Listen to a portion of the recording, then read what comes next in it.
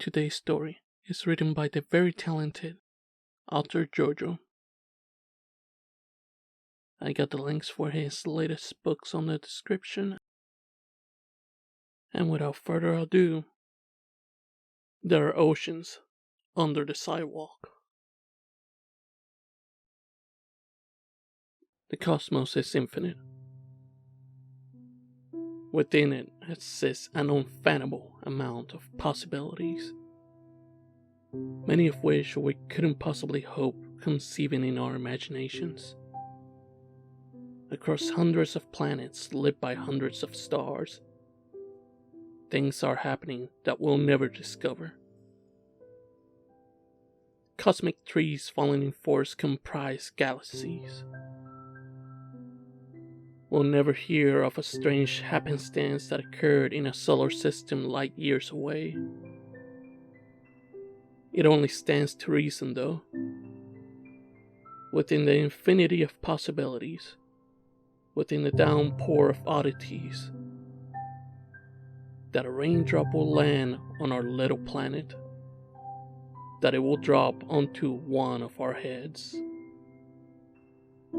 As I stood there in the middle of my room, my socks saturated in water, I pondered this, that even if there were answers for the things we experience, we just might not understand them. If some interdimensional being were to tear open the sky and pluck us like ants, we wouldn't have some sacred text to tell us why that was happening.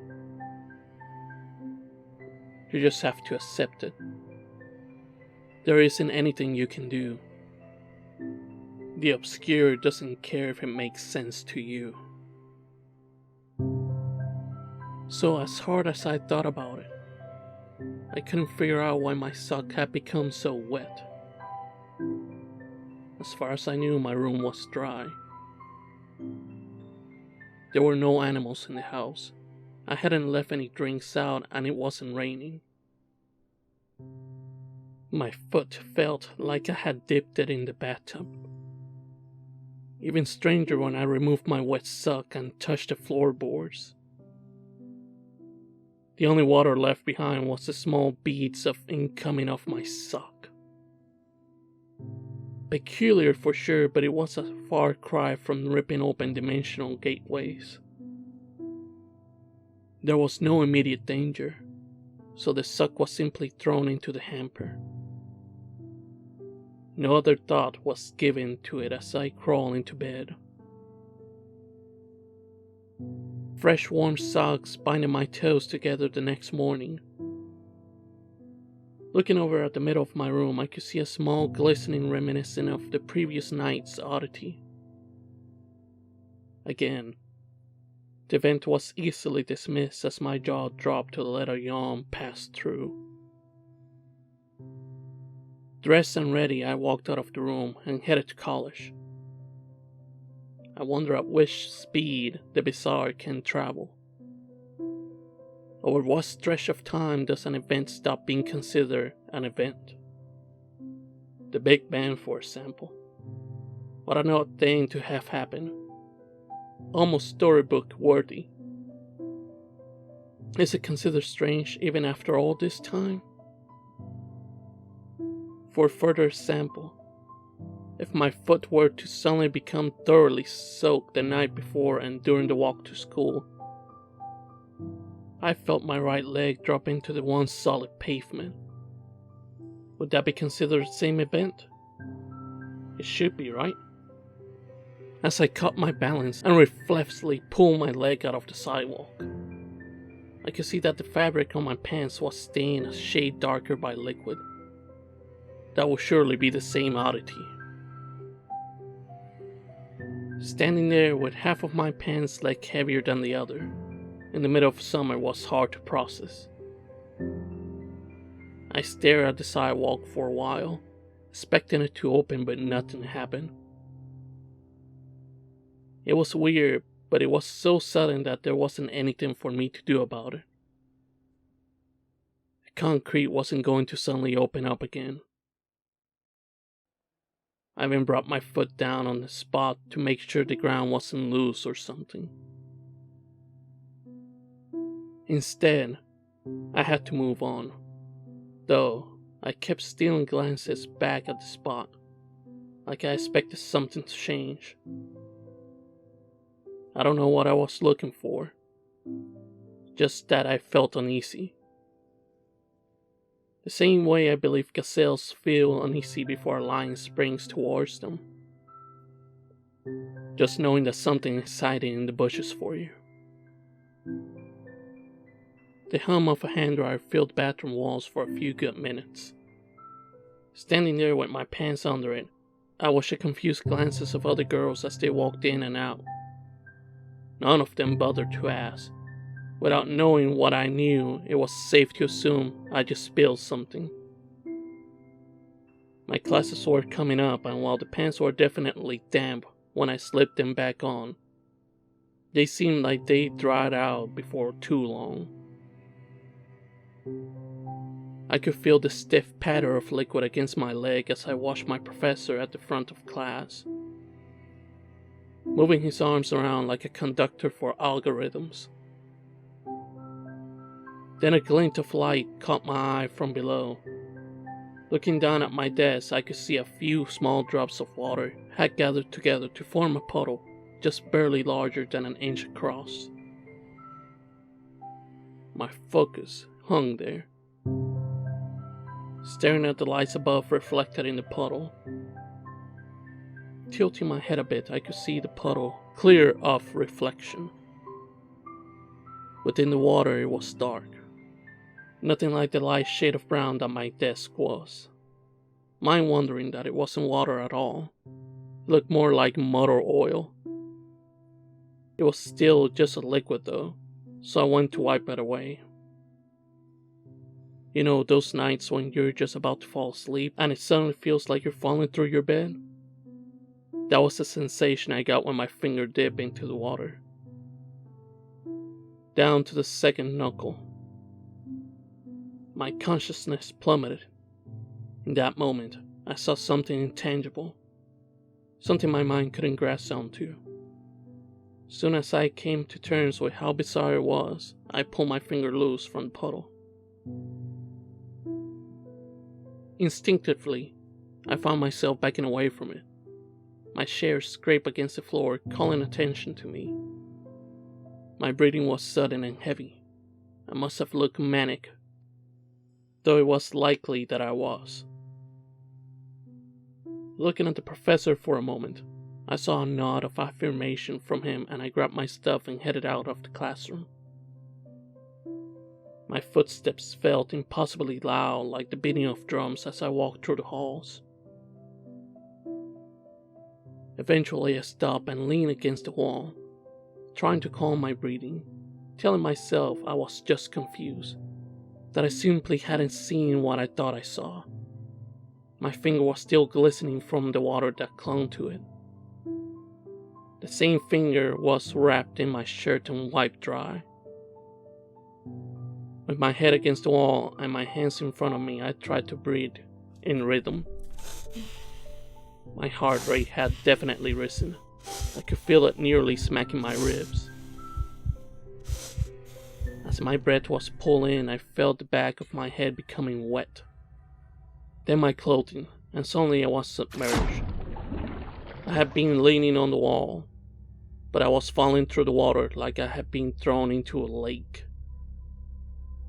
My hands and legs moved wildly as I panicked, looking all around me to try and make sense of it. My hair kept flowing in front of my face everywhere I tried to look. I had to make an actionable thought, to use my hands to pull the hair out of my face. My body and mind were so disorientated and out of sync. I practically had to scream my thoughts in my head for my body to react. Every movement felt labored and heavy. At first I thought it was pitch black all around me, but as my eyes adjusted, visions of areas were revealed in a green and murky haze. Through small bubbles caused by my movement, I could see everything becoming clearer. There was a denial in me, something that refused to accept what I was seeing. When faced with the impossible, it seemed my mind turned its back, but sure enough, whenever I turned, the fact remained the same. I was submerged underwater in a room that looked almost upsettingly normal given the circumstance. It was hard to tell what kind of room it was supposed to be, as the place was completely devoid of furnishings. It was rather large though, and it looked like it could be some kind of living room. The walls were dressed in wallpaper that looked like it was ripped from the 80s. Patterns of leaf and twisting brown vines climbed towards the ceiling, growing from the sides of the beige carpeting. There were entryways into other rooms, but as I saw them, there was an emptiness in my chest. I didn't realize how long I had been in the water for, but my body was starting to react to a lack of oxygen. Looking around, I couldn't see anything that would help me. Just a large empty room and some windows. Swimming up to the top of the room, I pressed my face against the ceiling, but the water had invaded everything. Pushing down, the bewildered horror I was feeling started becoming an unstable panic, as I tried to consider rational options in an irrational place. My only hope was to go to the other room, so I dove down and started swimming through the other room until I found a staircase leading up.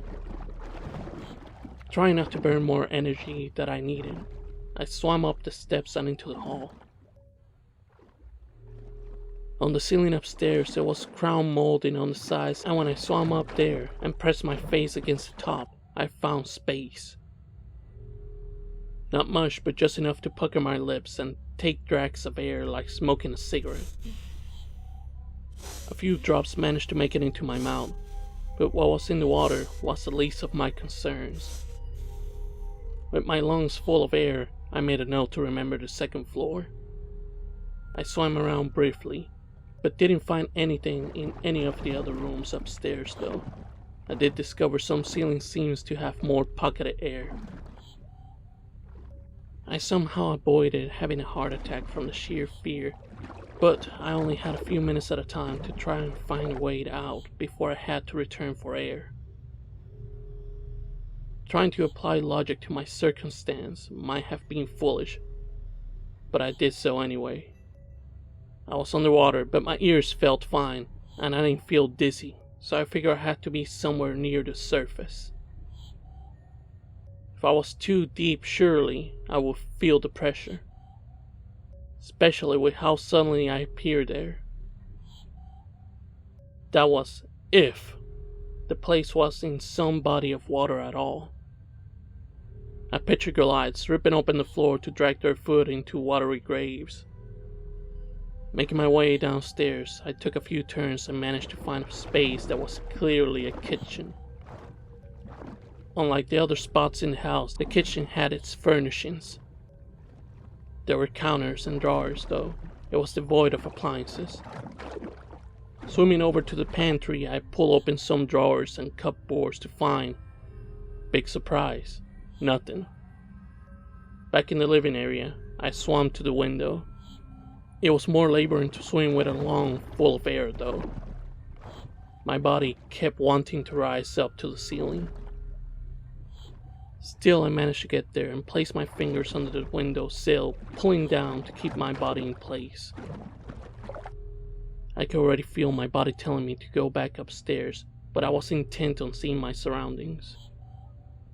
There was just darkness though, a great inking nothingness that made me feel alone. Though somehow I was able to feel even worse when the darkness wasn't there. As I stared, what I thought was an extending infinity move.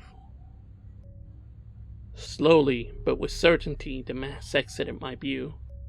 I could hear it. Maybe I had been hearing it the whole time. The low hum of something massive pushing through the water. The liquid surrounding me seemed to be moved by the Titan's repositioning. When it did, when it was gone, The pressure that I thought I'd feel at deeper depths came crashing in. I thought my heart would explode, that my psyche would split straight in half. There was an infinity before me, an endless reach of loss and sorrow. Thousands, countless ropes extended from a deep murky bottom I couldn't make it out. Those ropes climb and climb until they reach the house. The ropes were as plentiful as blades of grass. They made up the lawn resting outside the house. Attached to those ropes, hanging upside down by their necks, were people. Their skins in various states of decay, some still plush with healthy flesh, others rotted away until nothing but their bones and small shreds of ligaments kept them together. It was as if I was upside down and they had all hung themselves from space. Gaunt faces stared back at me, lifeless and twisting. With the movements of the water, they will bump into each other, almost cartoonishly, as if they were just goddamn balloons held by a child. There were patches of ropes that didn't have bodies attached to them. Large barren spaces where tattered ropes drifted upwards waiting to serve purpose. The way the ropes were torn looked like something swooped down and ripped them apart. I didn't know the finer mechanics of throwing up underwater. All I knew, I could feel my already empty-bodied wretch and expel a plume of sickly green mist. It mixed with the water, blocking my view from the grotesque yard work outside. It was more than enough to snap me out of my fixation and feel just how badly I needed to breathe. My body nearly trembled at the thought of more air. Still, hearing the movement of whatever swam by the house, I pulled myself to the stairs and started to ascend. I could already feel my body getting tired, my brain wanting to start the shutdown process. I normally thought myself a fighter, but maybe I was in a situation that didn't seem worth fighting.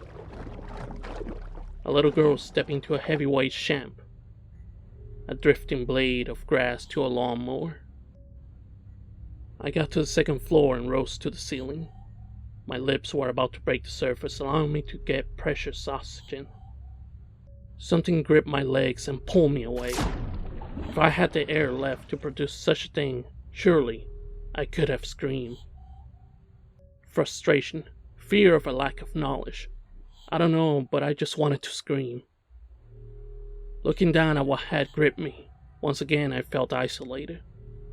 In such a weird way, seeing something with me made me feel more alone than ever. Like the house wasn't there. The moving mountain outside was gone, along with the people. It was just me in that darkness I assumed surrounded me when I first arrived. It wasn't just some person, some entity latching onto me. It was me. A version of me that I could have imagined being in some haunted house dressed up to look like a ghastly mermaid. Though her legs were just like mine. Her skin was a dark green, and though they didn't completely cover her, there were patches of scales. I could see spots where they had chipped off and broken. It was almost as if barnacles had grown on her over time. Her eyes were a soft luminescent white, like the lanterns carried by angler fishes. I could see some of the scales on her neck were rising and falling, like air was moving in and out of them. I was jealous. I could see she was too. Though my ire was born from my desire to breathe, still she pulled me away from the ceiling. Her tattered clothing drifted in the water, revealing torn skin and deep grooves that had been carved into her abdomen. I kicked her in the face a few times, causing her to jerk back. Dark flowing hair, thinner than mine, blocked her vision. I was able to slip away for a moment before she grabbed me again. It was long enough though. I was able to get some air, Not full bred by any means, but enough. Enough that I will remain conscious as she dragged me through the house. Despite how frail her body looked compared to mine, she easily overpowered me. After my initial kick, nothing seemed to bother her. I had gotten air, sure, but my body was still failing. Nothing was running at 100%. I couldn't imagine how long that version of me had been here. How long it took her to adapt to this submerged hellscape. Before long, we were outside the house, somewhere I had so little desire to explore any further. Trust that outside my copy brought me with intent. We headed towards a nearby patch of empty robes, begging for bodies. My fate looked me right in the eye.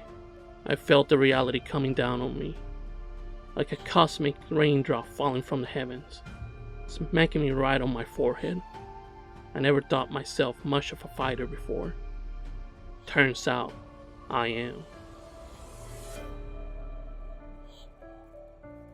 Despite my fears, the growing uncertainty and impossible odds, I stepped to the heavy weight. Using whatever strength I could muster, I leaned forward, and as my copy clutched a rope, I grabbed the side of her head. My fingers moved down to the side of her neck, and I plunged my finger with everything I had into her scales. Red started to mix with the murky green. At first, the blood appeared from the cuts on my fingers as the jagged scales pierced my skin. Soon enough, though, more started pouring out, red flaring from the side of her neck like a sauce fence. I was surprised to see she had blood in her at all, but she did. A lot of it. She was none too pleased about losing it, and her fingers clawed away at the leg she still had in her grips. Before long, we were surrounded by our life force, but with one more kick I managed to free myself.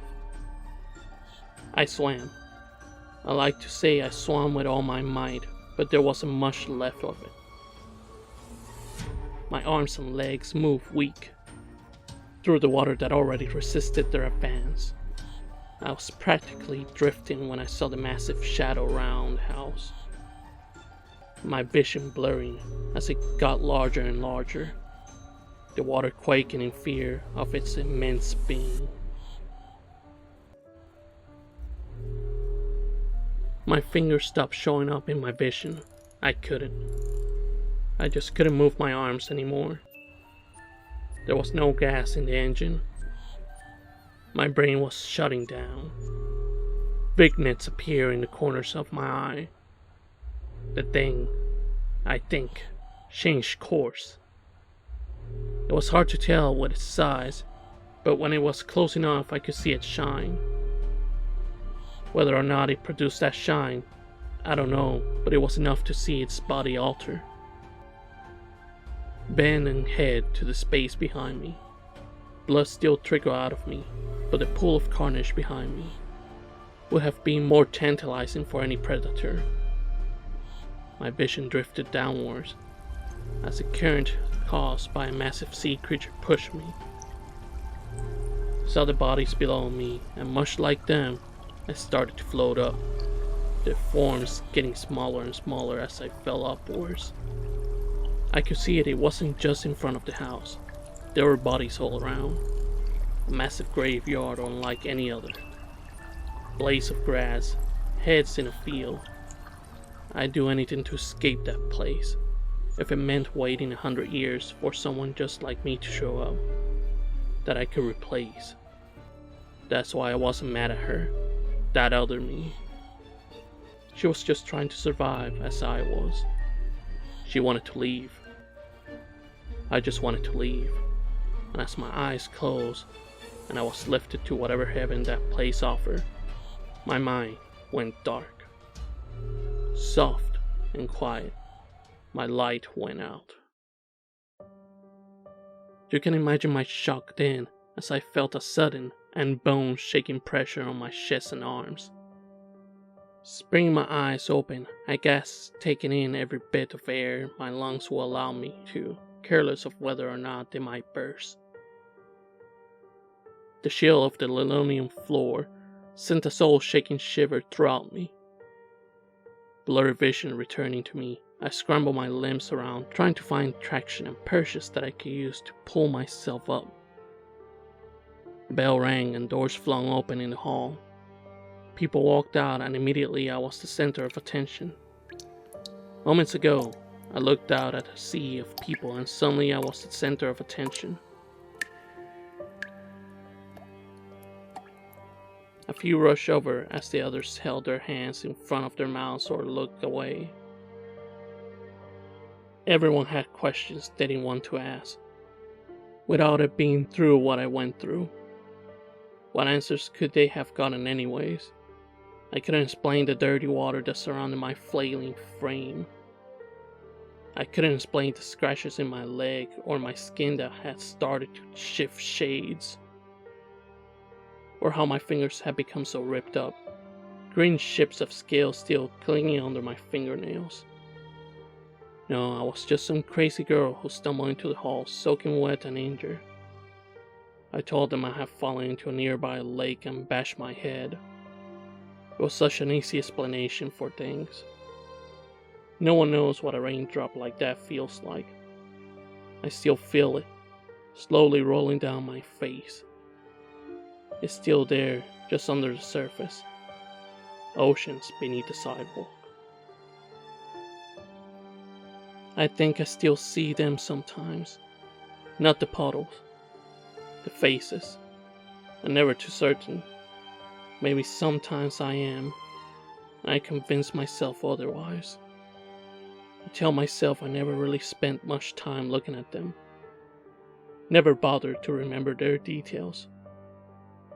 But out in the world, every so often I'll see a stranger pass by and swear that I have seen them before.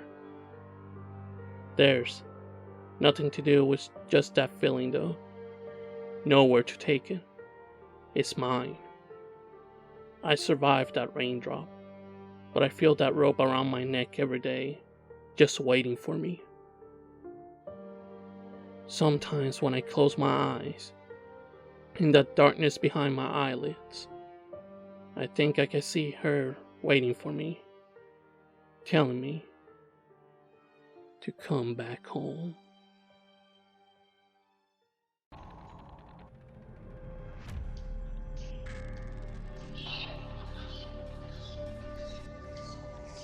And that's today's story, Outlaw.